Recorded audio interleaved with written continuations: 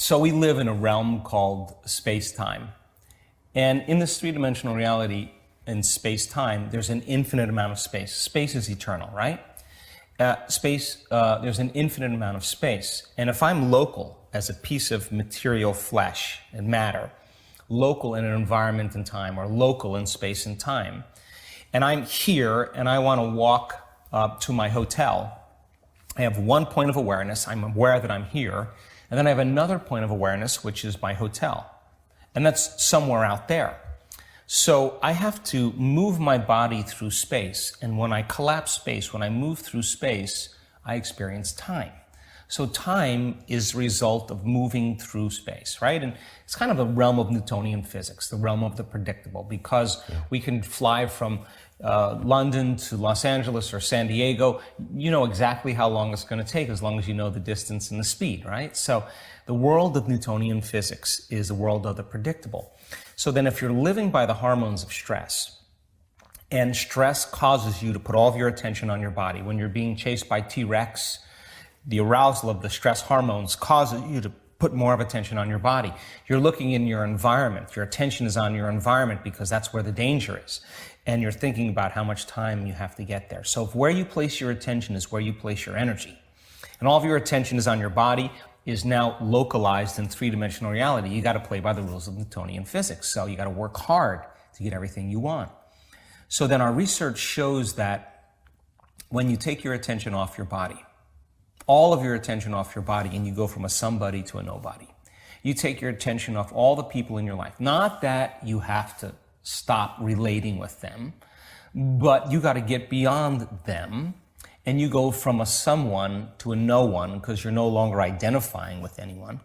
You take your attention off of everything in your life, your cell phone, your computer, your car, and you go from something to nothing. You take all of your attention off where you're sitting, where you sleep, where you live, where you work, and you go from somewhere to nowhere. And you're not thinking about the familiar past or the predictable future. You're going to go from some time to no time. If you're taking all of your attention off this three-dimensional reality, then where you place your attention is where you place your energy. If you're not your body, if you're not the people in your life, you're not the objects or things or places or time itself, what are you? You're pure consciousness. So you teach people then that moment of getting beyond yourself is disinvesting all of your attention and energy out of everything known in your three-dimensional reality. What is going to happen to the mechanism here called your neocortex? You're going to begin to slow your brain waves down because you're not analyzing and thinking about any of those people or objects or things. And as you do that, your brain waves change from beta, which is the arousal of your attention on the environment and on your body and time. You begin to slow your brain waves down into alpha. Now, at the same time, we teach people how to take their attention off of everything material and from a narrow focus on the material world and begin to go from a convergent focus to a divergent focus, to open their awareness, the act of creating what's called a broad focus or an open focus. As you sense space, you don't analyze and think. Well, as you're no longer analyzing and thinking, you're no longer activating those circuits in your brain, and now you start seeing the brain move into alpha, but not any kind of alpha, a very coherent type of alpha. Now the brain starts to synchronize. The front of the brain starts resonating with the back of the brain. The right side of the brain and neural networks communities begin to resonate with neurons on the opposite side, and you start seeing the psychic union between two hemispheres. Some people do it so well that they slip into this realm called theta, coherent theta brainwaves. Now, this mechanism, the home of your identity, the seat of the known self, the memory bank of your past identity, the autobiographical self, lights go out in theta. And the door between the conscious mind and the subconscious mind open, wide open. And now you're in the eternal present moment. And if you teach a person now to find the frequency of oneness and wholeness, if you teach them as consciousness that their consciousness can merge the consciousness of the unified field, and they can surrender their consciousness into a greater consciousness, they can lose themselves in nothing to become everything, and they can find that frequency, they can pay attention to it, they can experience it, they can become more aware of it, they can feel it. Every experience, every moment is laying down new connections in their brain for them to perceive more of it. If they do this properly, and their consciousness begins to connect to the consciousness of the unified field, now they're in that realm of the quantum, and in the realm of the quantum, time is eternal. You have an infinite amount of time. Now, imagine you have an infinite amount of time. If you have an infinite amount of time right now, you can get a lot of stuff done, yes? In fact, it's only equal to your imagination. So then, if here's a linear line of past, present, and future, if you took that from space-time and you turned it this way vertically, and Hawking talks about this, now what do you have? Past, present, and future happening when? In the eternal present moment. And so now, this is the realm that's beyond the senses. The stress hormones endorse the senses for us to become materialists. We narrow our focus on the three-dimensional world.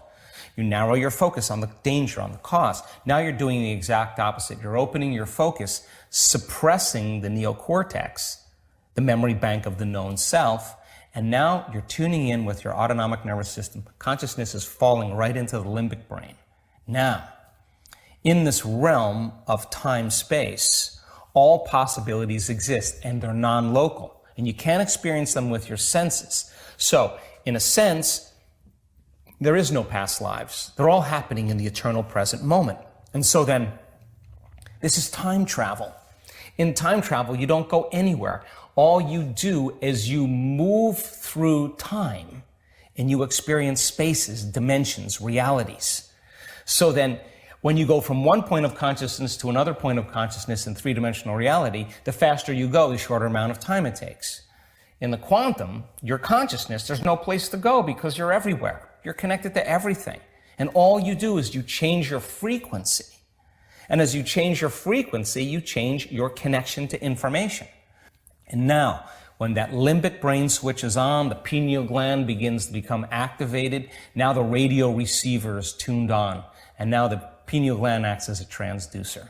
And it's going to transduce a frequency, release the chemicals, the metabolites, to produce profound visual imagery. That's why it's called the third eye, profound visions. But the visions are not going to be out there. It's going to be more real in your inner world, and you're going to experience the mystery of who you really are existing outside of space and time. So just nothing different than being in a dressing room or a bathroom when there's two mirrors like this, and you look down and there's an infinite number of yous that go that way. Those are dimensions, and you come back to three-dimensional reality after you experience that, and you're no longer in that same room. You're in another room. It looks exactly the same as the past room, but something's different in your world. There's some synchronicity, there's some change, there's some uniqueness, and every time we do the work, we keep moving into another dimension. So then, all possibilities exist in the eternal present moment, and they exist as thought because the quantum is the realm of thought. So it's not like you create anything there. You just become aware of what already exists. Right. You put your attention on it, and you begin to experience it in that realm, whatever you experience in that realm beyond space and time. And you can begin to emotionally embrace. That must manifest in three-dimensional reality. In this space and time, it's the law. Now, getting people to do that and getting better at it, we're starting to see that people can begin to create from the field instead of from matter. So yeah, possibilities for health exist. Possibilities for wealth exist. Possibilities for mystical experience exist. But you got to be able to linger there without a name, without a face, without an identity, without an emotion, without a problem, without a disease, without a diet. You can't enter as a somebody. You got to pass through the eye of the needle. And the passing through that eye of the needle is a nobody. That is pure consciousness. So then, teaching people how to do this, and when they start understanding it, they're not going to give up on themselves so easily. They're not going to quit so quickly. And if I got 1,000 people or 1,500 people and I'm inspiring them and they're going a little further every day, this is what I know.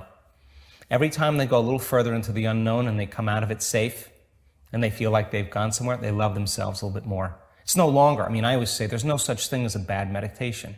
There's only overcoming yourself. You give it your best, the next one's going to be better. And you just keep practicing, and you keep carving away all the things that you were doing unconsciously, and all of a sudden the formula gets more pure. All of a sudden it gets easier. It's no different than learning any skill, like golf or whatever, martial arts, dance, whatever. You got to stop doing certain things and you got to start doing something differently. And that's what we want to do. We want to keep teaching people how to overcome, and then they start becoming, right? That's the side effect of it. So then when you have that mystical experience and you can't wipe it off your face because you're realizing you're not that linear being living a linear life, that you're a dimensional being living a dimensional life, you're going to take politics a little less seriously. You're going to take the news a little less seriously. You're going to take television commercials as a joke. You're going to see through all of that illusion because you're going to realize everybody's playing by the limited laws.